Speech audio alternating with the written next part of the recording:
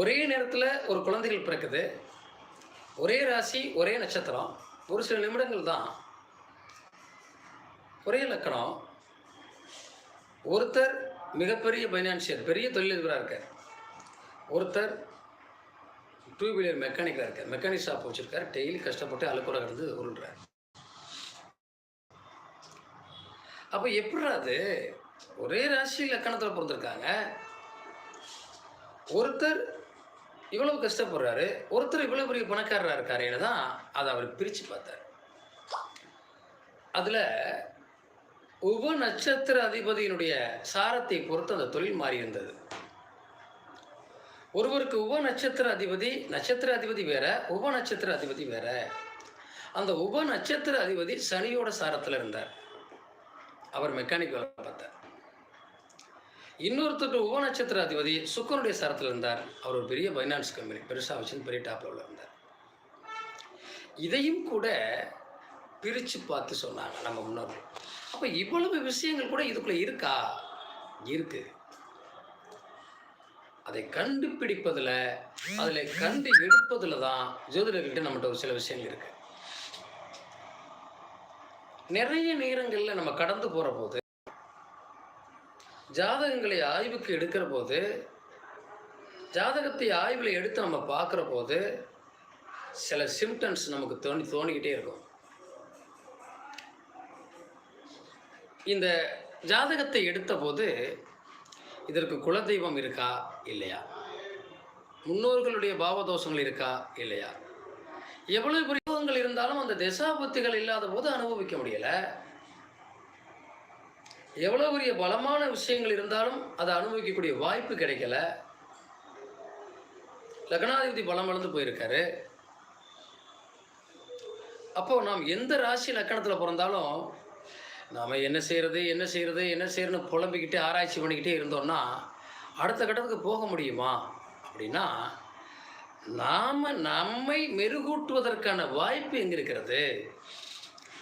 நமக்கு எவ்வளவு பிரச்சனைகள் இருந்தாலும் இதிலிருந்து விடுபடுவதற்கான வாய்ப்பு எங்கே இருக்கிறது? நம் ஜாதகத்தில் எந்த இடத்துல இருக்குங்கிறத பார்த்து நம்ம அந்த வழிபாடுகளை, அந்த முறைகளை சரியாக செய்கிற போது வாழ்க்கையில் ஜெயிச்சிடும். திருமணமே நடக்கலை, போராடுகிறார். வாழ்க்கையில் திருமணமே நடக்கலை, போராடுகிறார். இந்த திருமணத்தை நடத்தி வைக்கிறதுக்கான வாய்ப்பு எங்கே இருக்கிறது? நாம் சும்மா அப்படியே படுத்துக்கிட்டு ஆராய்ச்சி பண்ணிக்கிட்டு மல்லாக்க படுத்துக்கிட்டு இருந்தோம்னா ஒன்றும் புரியாது. திருமணம் நடக்காமல் போவதற்கு காரணம் என்ன? அங்கே எந்த கிரகம் பாதிக்கப்பட்டிருக்கிறது?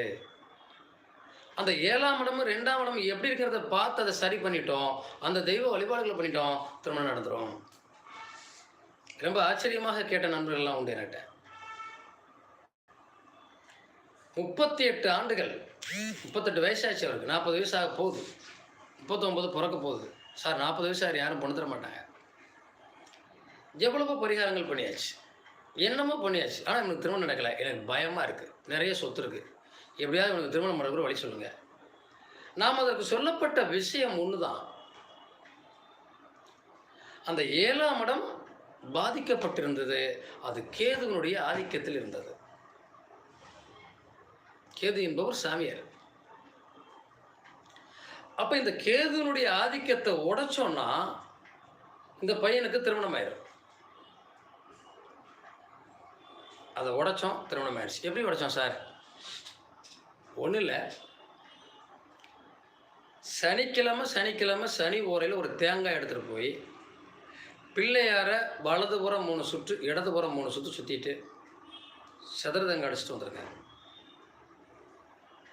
கரெக்டாக தொடர்ச்சியாக 8 வாரம் பண்ணுங்க அப்படின்னு சொல்லியிருந்தேன். இதை பண்ண பிறகு பொண்ணு வந்துச்சு, பேசினாங்க, கல்யாணம் அமைஞ்சிருச்சு. கல்யாணம் முடிஞ்சிருச்சு. கல்யாணம் முடிந்த பிறகு அவங்க வந்து சொல்லிவிட்டு எனக்கு பத்திரிக்கை கொடுத்துருந்தாங்க. பத்திரிக்கை நம்ம தான் அடிக்கடி கிளியே கொடுத்தோம், எல்லாம் கொடுத்துருந்தாங்க. முடிஞ்சதுக்கப்புறம் வந்து ஸ்வீட்டெல்லாம் வாங்கிட்டு வந்து கொடுத்துட்டு நன்றி சொல்லிட்டு போகும்போது அவங்க அப்பா ஒரு வார்த்தை கேட்டார். இந்த 7ஆம் இடம் என்கிற இடத்துல என்ன இருந்தது? இந்த ஒரு விஷயம் என் மகனுக்கு 39 வயசு எடுத்து கல்யாணம் முடியாமல் தர பண்ணிச்சா? அப்போ அதற்காக பிள்ளையார் கோயிலில் போய் தேங்காய் உடைச்சோன்னு விட்டுருச்சு.